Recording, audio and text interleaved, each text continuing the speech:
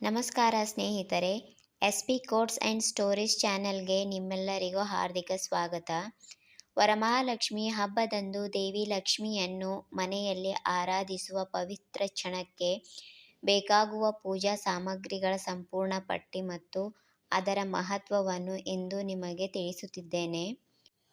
ಕಳಶ ಮತ್ತು ಪೀಠ. ಪೂಜೆಗೆ ಮೊದಲನೆಯದಾಗಿ ಕಳಶ ಬೇಕು. ಇದು ಕಂಚು, ಬೆಳ್ಳಿ ಅಥವಾ ಹಿತ್ತಾಳೆಯದಾಗಿರಬಹುದು. ಕಳಶವನ್ನು ಇರಿಸಲು ಮರದ ಪೀಠ ಅಥವಾ ಪ್ಲೇಟ್ ಸಿದ್ಧಪಡಿಸಿ. ಕಳಶವೆಂದರೆ ಲಕ್ಷ್ಮೀ ದೇವಿಯ ವಾಸಸ್ಥಳ. ಲಕ್ಷ್ಮೀ ದೇವಿಯ ಪ್ರತಿಮೆ ಅಥವಾ ಚಿತ್ರ.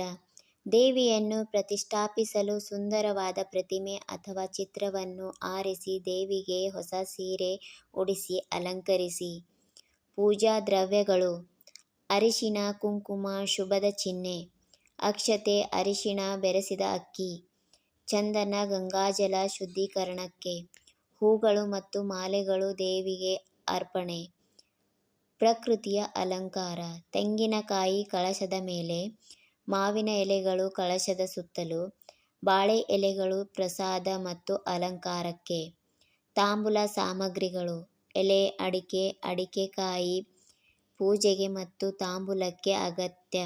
ಧೂಪ, ದೀಪ ಸಾಮಗ್ರಿಗಳು: ಅಗರಬತ್ತಿ, ಕರ್ಪೂರ, ದೀಪ ಮತ್ತು ಎಣ್ಣೆ. ಆರತಿ ಮತ್ತು ಬೆಳಕಿಗೆ. ಅಭಿಷೇಕ ಸಾಮಗ್ರಿಗಳು: ಹಾಲು, ಮೊಸರು, ತುಪ್ಪ, ಜೇನುತುಪ್ಪ. ದೇವಿಗೆ ಅಭಿಷೇಕ ಮಾಡಲು. ನೈವೇದ್ಯ: ಬಾಳೆಹಣ್ಣು, ಸೇಬು, ದ್ರಾಕ್ಷಿ, ಅಕ್ಕಿ, ಬೆಲ್ಲ, ವಿವಿಧ ಮಿಠಾಯಿಗಳು ನೈವೇದ್ಯಕ್ಕೆ. ವಿಶೇಷ ಸಾಮಗ್ರಿಗಳು: ಮಡಲಕ್ಕಿ ಸಾಮಗ್ರಿ ವಿವಾಹಿತ ಮಹಿಳೆಯರಿಗೆ.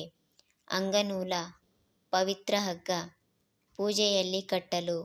ಗೋಮತಿ ಚಕ್ರ, ಕಮಲದ ಬೀಜ, ಲಕ್ಷ್ಮೀ ದೇವಿಗೆ ಪ್ರಿಯವಾದವು.